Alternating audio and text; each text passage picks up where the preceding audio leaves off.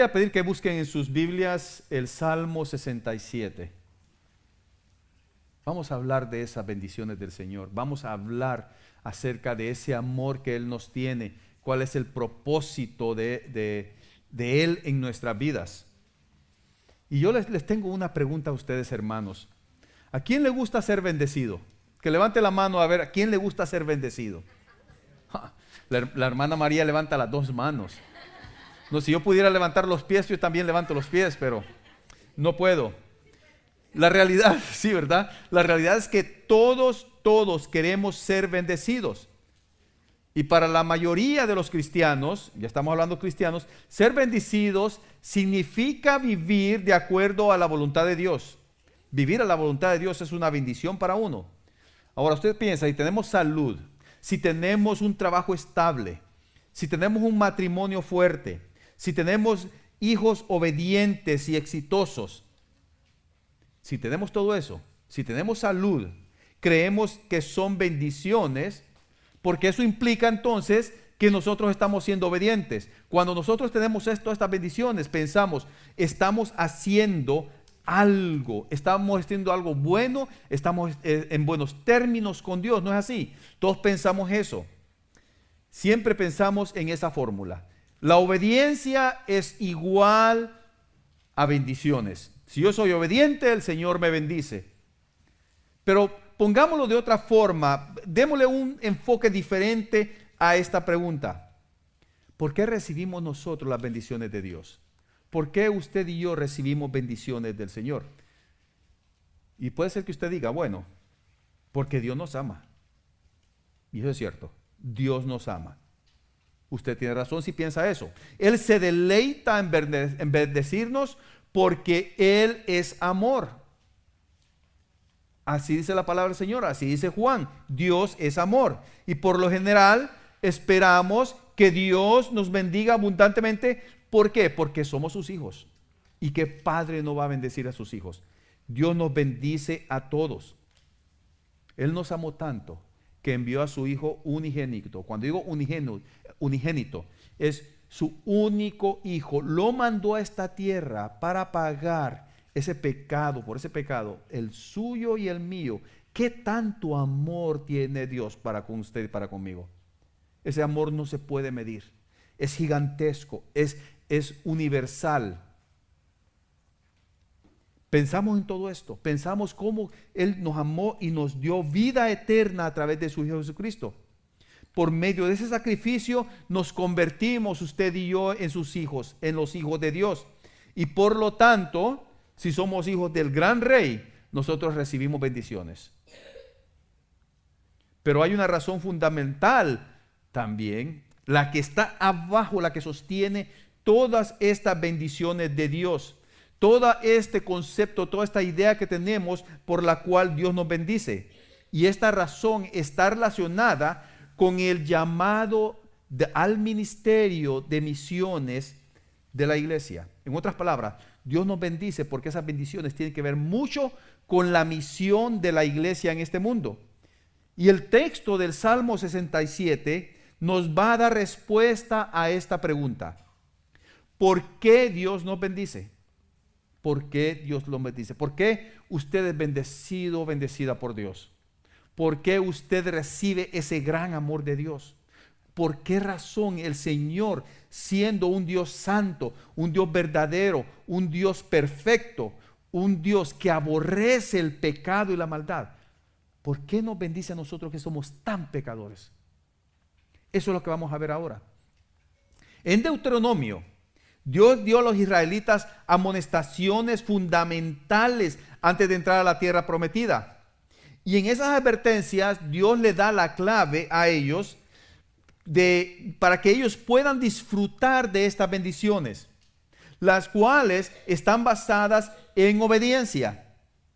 Si usted lee Deuteronomio, usted va a encontrar de que Dios a través de Moisés le da amonestaciones, le dice, si ustedes hacen o llevan a cabo todos los mandamientos que yo les doy, yo los voy a bendecir, yo los voy a prosperar, yo voy a hacer todo lo que está en mis manos para que ustedes tengan una vida llena de abundancia. Eso es lo que dice el Deuteronomio. Pero la obediencia y las bendiciones no eran en realidad el propósito final de esas amonestaciones que Moisés le estaba dando al pueblo de Israel. En otras palabras, el propósito de Dios de darle estas amonestaciones no era: yo quiero darles estas amonestaciones porque yo quiero bendecirlos a ustedes. ¿Sabe que ese no es el propósito final de esas amonestaciones, de esas bendiciones? Y si usted pone atención en el Salmo 67, vemos que comienza de una manera similar a la bendición que Aarón y todos sus descendientes daban sobre el pueblo de Israel. Podemos decir que ellos daban o ponían sobre todo el pueblo de Israel estas bendiciones. Y esta bendición se registra en el libro de Números, capítulo 6. Pero el Salmo 67 va más allá de esa bendición, de esa oración que Aarón derrama sobre el pueblo. De hecho, en este salmo vemos la razón por la cual Dios bendice a su pueblo. Echemos un vistazo a los primeros 2 versículos del Salmo 67. Dice la palabra del Señor: Dios tenga misericordia de nosotros y nos bendiga, haga resplandecer su rostro sobre nosotros, para que sea conocido en la tierra su camino, en todas las naciones tu salvación. El salmista, si usted se nota, pide bendiciones para que los caminos de Dios sean conocidos en la tierra, que todo el mundo pueda ver qué clase de Dios tiene Israel. El salmista está diciendo: bendíceme para que yo pueda glorificarte, bendíceme para que yo pueda mostrar tu poder, bendíceme para que yo pueda mostrar tu amor, para que yo pueda dar a conocer tu majestad, tu bondad a todas las naciones. Es lo que está pidiendo el salmista. Bendíceme para que yo pueda darte a conocer. Y eso es lo que nuestra congregación hace. Es todo lo que nosotros hacemos cuando nos reunimos para orar. ¿Qué hacemos primero? Comenzamos con acciones de gracias. Comenzamos dándole honra y gloria a Dios por lo fiel, por las bendiciones que Él ha derramado en todos nosotros. Y nadie se puede quedar callado por esa razón. Uno puede decir: pues yo no sé, esta semana todo me fue igual. Bueno, lo único que le puedo dar gracias al Señor es porque me concedió pues vivir esta semana, me concedió respirar. Y muchas veces nosotros nos portamos un poco, no voy a decir ingratos, sino que un poco injustos, por ser un poco suave. Cuando vemos que durante toda la semana su fidelidad y amor está presente en nuestras vidas. Él nos consuela, Él nos consiente, Él nos da todo lo que nosotros necesitamos, y va más allá de ese concepto que tenemos. Entonces nosotros nos reunimos, le damos honra y gloria al Señor, le damos gracias por todo lo que Él hace, y después ¿qué hacemos? Continuamos con las peticiones. Y así lo vamos haciendo. Presentamos ante Él nuestras peticiones de la misma forma que lo hace también el salmista en este salmo. Pero note usted que el salmista no está diciendo esto: bendíceme, Señor, para que pueda yo estar cómodo. No está diciendo: bendíceme, Señor, para que no tenga que trabajar duro para ganarme el pan. Señor, bendíceme para que otros puedan ver qué buen cristiano soy. Señor, bendíceme. Y cuando pienso en esto, muchas veces nosotros queremos aparentar que el Señor nos está bendiciendo ante los demás. Queremos decir, porque si yo recibo bendición, quiere decir que yo soy buen cristiano. Así, si el hermano me pregunta cómo me ha ido, yo lo voy a decir en victoria. Yo lo voy a decir en victoria, porque hay de mí si yo le digo: no, hermano, tengo unas pruebas, que van a pensar: tenés algo en tu vida ahí que tenés que arreglar, y por eso el Señor te está castigando. Eso es lo que decían los amigos a Job. Le decían: Job, Confesá tu pecado, arrepentite de tu pecado, porque por eso te está pasando todo lo que está pasando. ¿Y qué decía Job? Yo no he pecado contra el Señor. El Señor conoce mi corazón. Y muchas veces pensamos en eso y le pedimos al Señor, bendecime, Señor, para que otros puedan ver qué buen cristiano soy. Bendecime para que el mundo pueda ver mi éxito. Y por ahí anda ese evangelio de la prosperidad. Si usted está en pobreza, es una maldición que usted tiene. Y así nos vamos desarrollando en esta cultura, pero el salmista no está pidiendo eso. Por último, él ni siquiera está diciendo bendíceme para que yo pueda bendecir a los demás. Ni siquiera está pidiendo eso el salmista. Aunque es cierto que Dios nos bendice para que podamos servir y bendecir a los demás. Así es como Él trabajó por medio de Abraham. Él le dijo, en ti serán benditas todas las naciones de la tierra. Pero aún así el salmista no pide eso. Y esa no es la razón fundamental de las bendiciones de Dios sobre usted y sobre mí. Esa no es la razón fundamental. El salmista comienza pidiéndole a Dios que nos bendiga y termina proclamando que de hecho ya va a bendecir a su pueblo con una cosecha abundante. Si usted lee todo el Salmo, dice que Él lo va a bendecir con una cosecha abundante. El versículo 5 y el 6 dice, te alaben los pueblos, oh Dios, todos los pueblos te alaben. La tierra dará su fruto. Nos bendecirá Dios, el Dios nuestro. El 7 dice, bendíganos Dios y témanlo todos los términos de la tierra. Si usted ve, este salmo concluye una vez más dando la razón de la bendición para que todos los extremos, todos los confines de la tierra, todo este mundo le teman, le veneren, le adoren a Dios.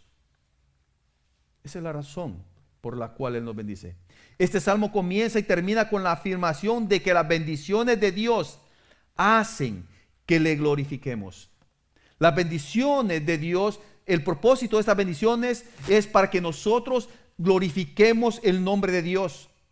Dios nos bendice ante todo para que podamos dar gloria a su nombre. Y ni usted ni yo recibimos las bendiciones de Dios porque somos obedientes. Él no nos bendice por una condicionante. No nos bendice porque seamos buenos trabajadores, porque seamos buenos cónyuges, porque seamos buenos padres, o tal vez porque vivimos en un país donde tenemos libertad de adorarle. No. Dios nos bendice porque es así como usted y yo glorificamos su nombre. Porque Él es el centro de todo. Es la alabanza de su gloria la que impulsa sus propósitos en usted y en mí. Esa alabanza de la gloria del nombre de Él. Ese es nuestro propósito. Por eso es el que nos bendice. Y esa es la razón por la que un grupo de pastores se reunieron hace como unos 350 años en Westminster, en Inglaterra. Fue para desarrollar un catecismo donde está la confesión de fe. Y la primera pregunta del catecismo de Westminster, como se le conoce, dice, ¿cuál es el fin principal del hombre? ¿Cuál es el fin principal del hombre? Y la respuesta es, el fin principal del hombre es glorificar a Dios y disfrutarlo para siempre. El fin principal del hombre es glorificar a Dios. Y cuando dice aquí, y disfrutarlo para siempre, es disfrutar esa glorificación de Dios para siempre. Ese es el propósito, es el fin principal. Ese es el propósito de su existencia y el mío, de darle honra y gloria a Dios. Y este es un resumen maravilloso de la enseñanza bíblica. Dios no existe para satisfacer nuestras necesidades. Ese no es el propósito de Dios de existir. Es al contrario. Más bien, usted y yo existimos para glorificar su nombre. Ese es nuestro propósito. Cuando mi esposa y yo nos casamos, pensamos que nuestra vida era una bendición debido a lo obediente que éramos. Pensaban, bueno, el Señor me ha bendecido a mí con una preciosa muchacha como esposa. Yo esperaba de que ella pensara lo mismo, ¿verdad? Yo creo que sí, ella piensa lo mismo. Pero eso es lo que pensábamos nosotros, que esa era una bendición, la máxima bendición que nos había dado. Yo tenía 22 años y ella tenía 20. Jovencitos, hermanos. Teníamos tantos planes en nuestra vida y decíamos, estas son las bendiciones que Dios nos está dando. Pero todo cambió 3 meses después de nuestro matrimonio. Ese domingo en la tarde había caído un tormentón, una tormenta, que hasta el fluido eléctrico se cortó. Se fue toda la electricidad en la ciudad. Las calles eran ríos por la lluvia que había caído. Y en ese tiempo, estamos jovencitos, el modo normal de transportación eran las bicicletas. Y ahí íbamos en nuestra bicicleta los dos, un domingo en la noche, 15 para las 7 de la noche. Nos íbamos para el servicio de alabanza. Y como había mucha agua, íbamos cuidando para no mojarnos en la bicicleta. Cuando de repente íbamos en un bulevar, nos ha atropellado un taxista. Y usted piensa, un taxista de noche sin electricidad, con agua, pero iba ebrio. Y a la par del taxista iba el dueño del taxi. Del impacto nosotros quebramos el vidrio del taxi. Caímos encima de lo que es el cofre que dicen en México, en el tonneau dicen por otros países. El taxista no paró. Del impacto que quebramos el vidrio, estamos caídos encima del carro. El pasajero empujó a mi esposa hacia enfrente del taxi, mientras el taxi estaba en movimiento. Mi esposa se fue una cuadra abajo del taxi. El conductor quiso hacer lo mismo conmigo. Yo me despierto. Enseguida me agarro del tablero del carro. El pasajero que había empujado a mi esposa hacia enfrente, al ver de que el otro hombre no podía deshacerse de mí, saca una pistola y quiere pegarme un disparo en la cabeza. En ese momento yo me despierto, yo veo la pistola apuntando a mi cabeza y yo le digo al hombre, no tienes necesidad de hacer esto. Detén el carro, yo me bajo y aquí nada ha pasado. Yo no los he visto. El Señor mueve a este hombre a detener el taxi. Lo detiene enfrente donde está el drenaje de aguas lluvias, que es como una bajadita. El suficiente espacio para que ellos vuelvan a arrancar y mi esposa se desenganche del taxi. Cuando mi esposa la llevan al hospital, yo sin saber dónde estaba ella, buscándola, preguntándole a la gente en aquella oscuridad, yo le pregunto a un niño, ¿dónde está mi esposa? ¿Han visto a mi esposa? Y el niño con una sinceridad pasmosa me dice, la muchacha está allá, una cuadra adelante, muerta. Yo recuerdo que caigo llorando y pidiéndole al Señor, Señor, bendice a mi esposa. Bendice a mi esposa, sálvale la vida. Pero en ese momento yo estaba llorando porque así como me habían dicho de que ella estaba muerta, yo la pensaba muerta. Pero en un momentito, en una fracción de segundos, el libro de Génesis se abre en mi mente y dice, no es bueno que el hombre esté solo, le haré ayuda idónea. El Señor me estaba diciendo, Martín, no te preocupes, te di esposa para toda la vida. Llegamos al hospital, los doctores no daban el pronóstico era que ella no iba a durar ni siquiera 2 horas de vida. Porque las heridas eran grandes, más allá de lo que un ser humano podía sostener. Y durante mucho tiempo, han pasado 31 años de ese accidente, hermanos. Los doctores no podían entender cómo ella iba evolucionando, cómo iba saliendo de todas estas heridas, de todos estos traumas. Estuvo en coma por 2 días. Y ellos no daban, decían, si ella se salva, va a ser un vegetal humano. No va a poder caminar, no va a poder hablar, no va a poder, ¿qué más? Ni siquiera piensen en tener hijos. Ella no va a poder funcionar como un humano normal. 31 años hace. El Señor nos ha bendecido con 3 hijos, con un nieto y con otro nieto en camino. Y muchas veces durante todo este tiempo, yo le pedí al Señor, ¿cuál es el propósito, Señor, de ese accidente? ¿Por qué razón permitiste que nosotros pasáramos por ese accidente? ¿No crees, Señor, de que es demasiada violencia? Si es para darnos una sacudida en nuestra vida espiritual, ¿no podías haber hecho otra cosa más suave? Tal vez algo que nos hubiera hecho entender de una forma más suave, Señor, más amorosa. No estaba yo reclamándole al Señor, solo tratando de entender la razón por la cual nosotros habíamos pasado por ese accidente. Y pensamos, Señor, ¿cuál es la voluntad tuya? Y déjeme decirle que mi esposa y yo finalmente lo hemos descubierto. Ese accidente no es nada más que una bendición amorosa, misericordiosa, llena de gracia del Señor en nuestras vidas. Porque es por medio de ese accidente que fuimos capaces nosotros de ver el poder de Dios. Nosotros a través de ese accidente hemos podido ver cómo el Señor nos ha bendecido desde ese momento.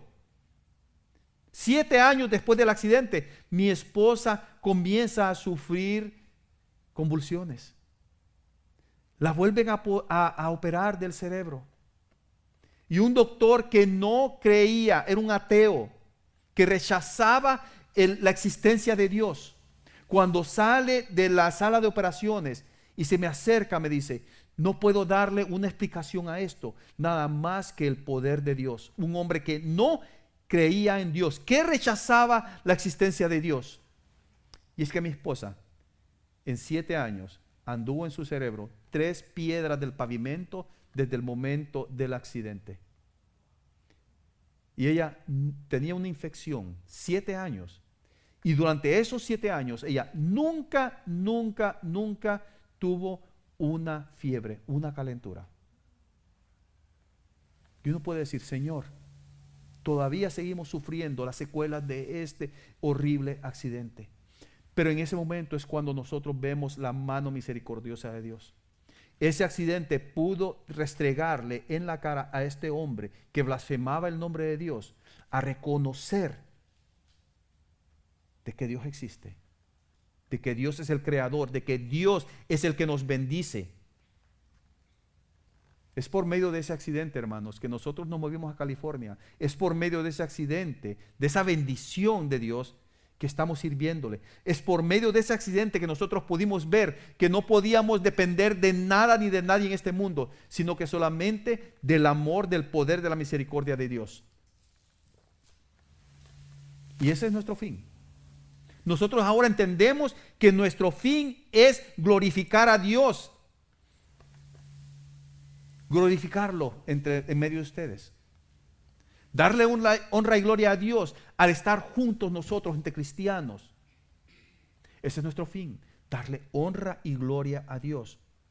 Pero la realidad es que no solo debemos glorificarlo entre usted y yo, no solo debemos de encontrarnos entre cristianos en aquellos que tenemos una identidad común. El Señor nos ha llamado, porque Dios nos bendice para que glorifiquemos su nombre entre las naciones. ¿Qué dice el versículo 3, el 4? Dice, te alaben los pueblos, oh Dios. Todos los pueblos te alaben. Alégrense y gócense las naciones, porque juzgarás los pueblos con equidad y pastorearás las naciones de la tierra. Jehová Dios, no solamente Dios de Israel. Jehová es Dios de todas las naciones. Dios nos bendice para que podamos glorificar su nombre. Pero solamente entre creyentes. Entre los que se llaman a sí mismos cristianos. Entre otros hispanos. No, hermanos. Mi esposa y yo tuvimos que venir a California para que ella pudiera recibir tratamiento médico por todas las lesiones que sufrió en ese accidente. Pero ese no era el propósito de nuestro viaje. ¿Sabe una cosa? Las bendiciones de Dios son eternas y son constantes. Y muchas veces decimos, ok, el Señor ya me bendijo porque necesitaba pagar mi renta y me proveyó de más dinero para pagar mi renta. Y dice, gracias Señor por esta bendición.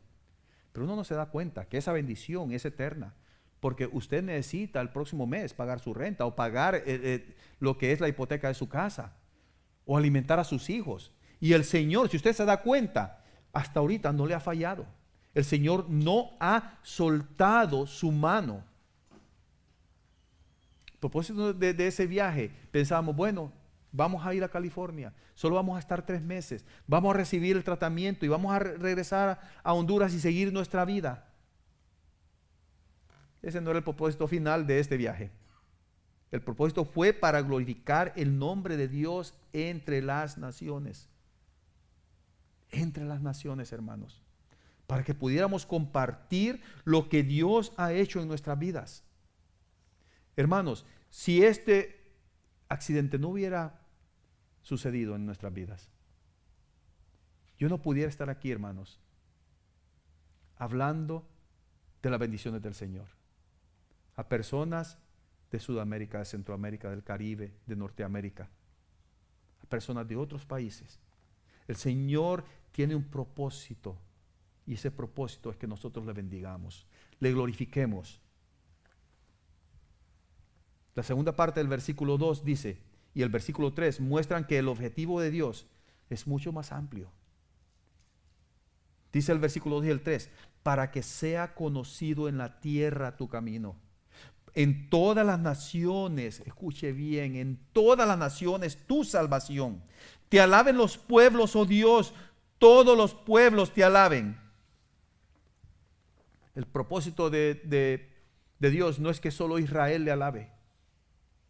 No solo aquellos que son como su pueblo, no solamente los que están aquí en Green Hills. Él quiere que le alaben todas las naciones. Apocalipsis 7, del 9 al 10, habla acerca de esta realidad. Nos hace entender qué tipo de personas, a qué tipo de personas se refiere el versículo 3. Vea lo que dice Apocalipsis 7, del 9 al 10. Después de esto, dice Juan, miré y he aquí una gran multitud, la cual nadie podía contar, de todas las naciones y tribus y pueblos y lenguas, que estaban delante del trono y en la presencia del Cordero, vestidos de ropas blancas y con palmas en las manos, y clamaban a gran voz diciendo, la salvación pertenece a nuestro Dios que está sentado en el trono y al Cordero. Ese es su propósito, es mi propósito. Y sabe una cosa, cuando veo el versículo 9 que dice, y aquí una gran multitud, la cual nadie podía contar, de todas naciones y tribus y pueblos y lenguas. Esta semana que estuvimos en San Cristóbal de las Casas en Chiapas, nos encontramos con otro hermano en Cristo. Su nombre es Sebastián. Él es un indígena tzotzil y se unió con nosotros en la plaza de la ciudad y oramos. Y mientras estábamos orando con nuestro hermano Amílcar, Sebastián y yo, él comienza a orar en lengua tzotzil. Y no saben qué gozo, qué bendición es saber que estamos adorando, orándole al mismo Dios que no hace excepción de personas. Encontramos cómo Dios también bendice en lugares donde uno no tiene ni idea. Y cómo el Señor de esas mismas lenguas, de esas mismas tribus, de esas mismas culturas, va a sacar su pueblo. Y el Señor nos llama para que nosotros le adoremos entre esas naciones. Esa es parte de la bendición de ese accidente.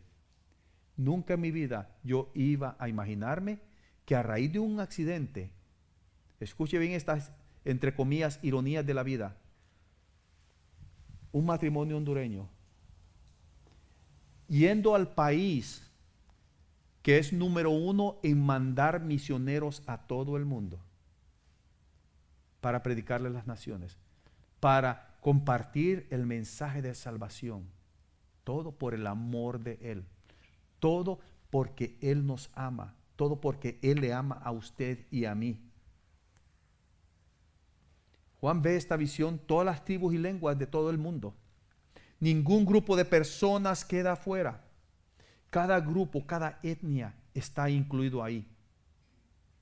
Y aquí no importa si nosotros somos republicanos y demócratas. No importa si nosotros somos residentes legales o somos indocumentados. No importa si somos refugiados. Sea lo que sea usted, el Señor le ha llamado a glorificar su nombre. De la misma forma que lo revela Apocalipsis. Cada persona que se ha arrepentido de sus pecados, que ha reconocido y que ha visto el amor de Dios en el sacrificio de su Hijo Jesucristo y que clama por su perdón, no importa de qué grupo cultural, no importa de qué grupo étnico, ese está llamado para que le dé honra y gloria a Dios.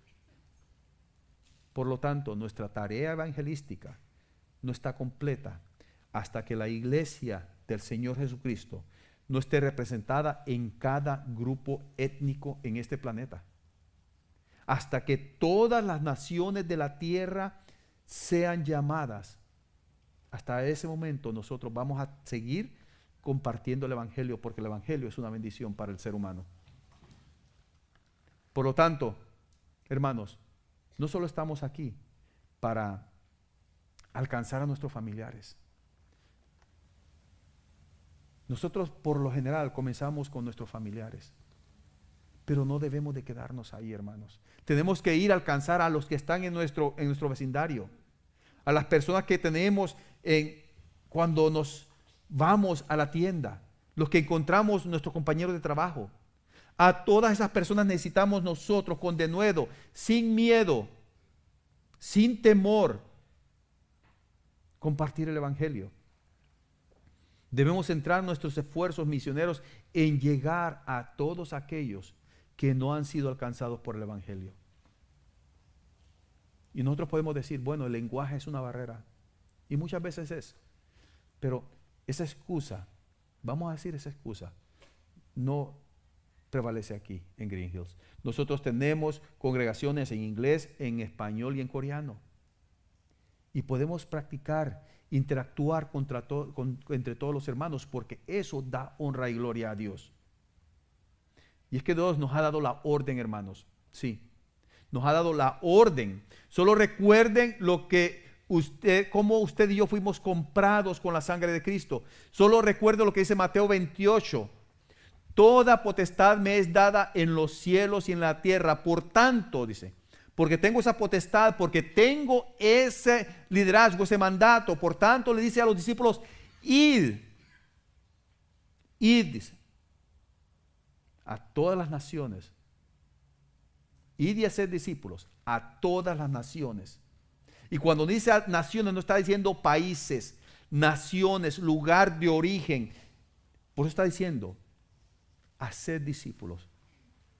Ese es nuestro mandato, su mandato y el mío.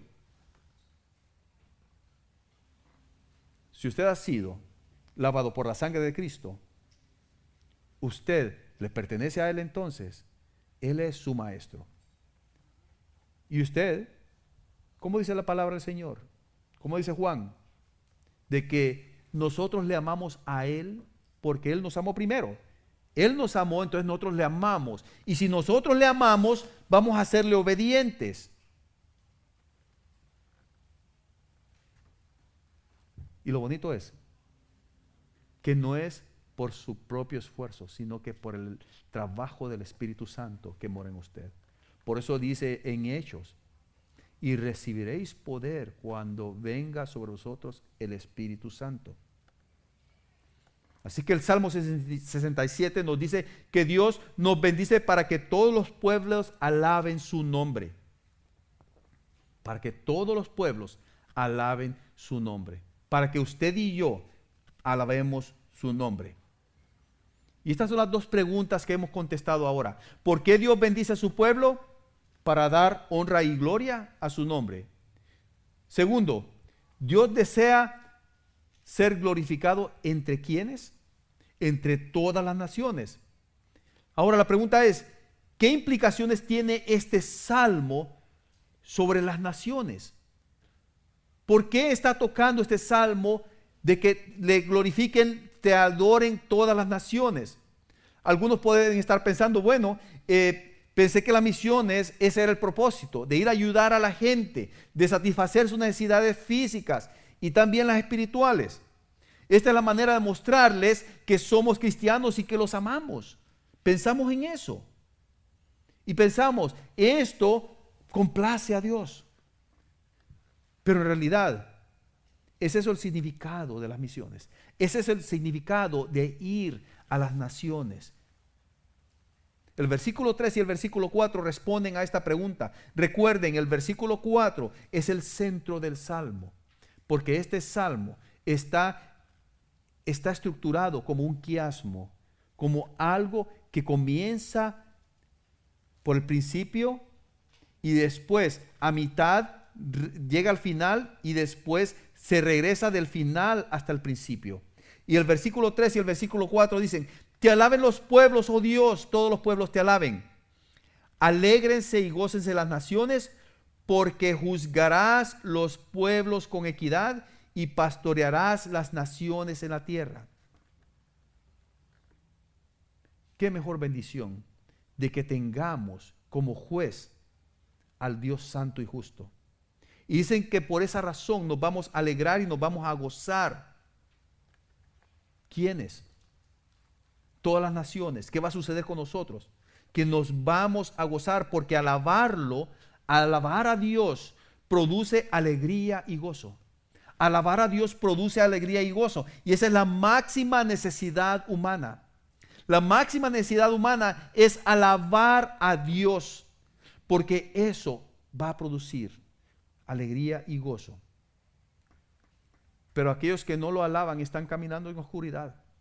Aquellos que rechazan ese amor de Dios están en un camino de muerte.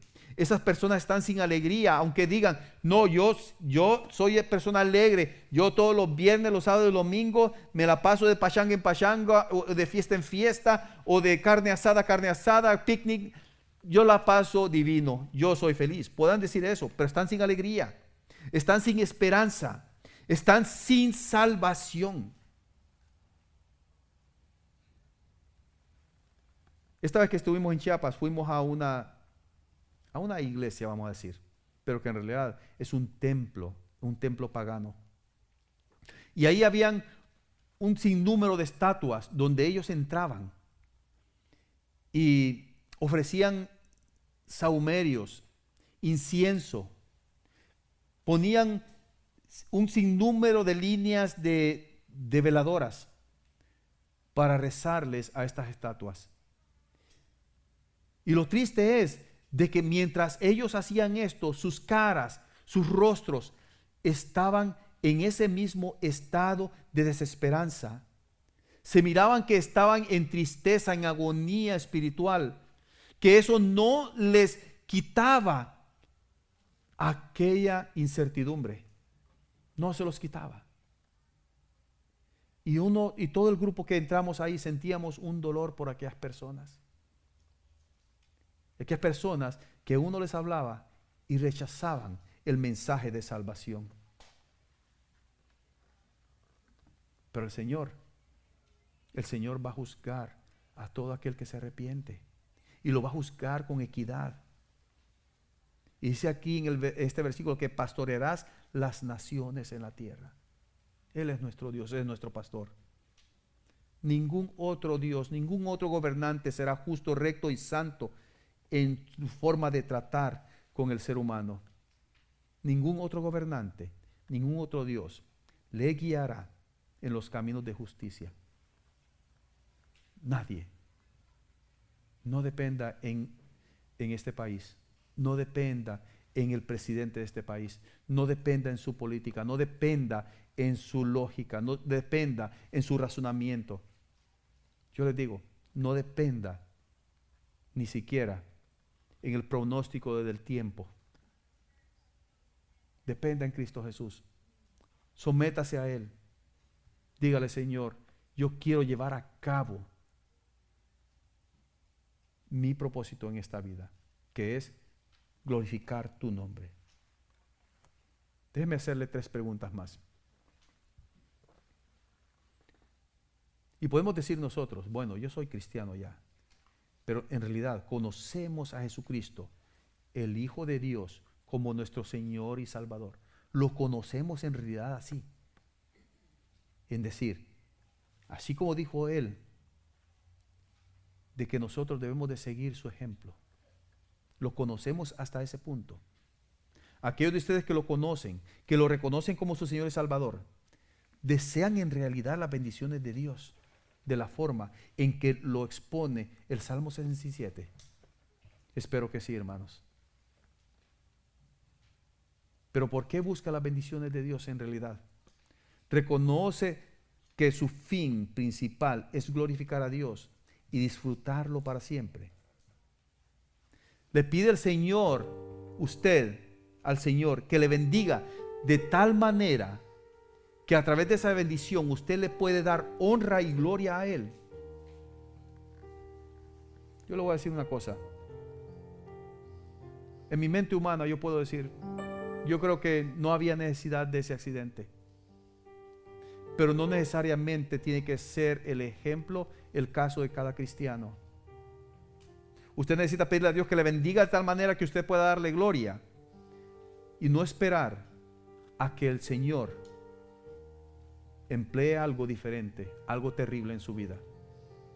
Usted necesita pedirle a Dios que no le bendiga temporalmente, que lo bendiga eternamente para que usted le dé honra y gloria eterna a Él.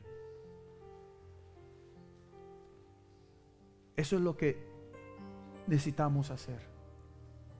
Y esta mañana vamos a celebrar la cena del Señor.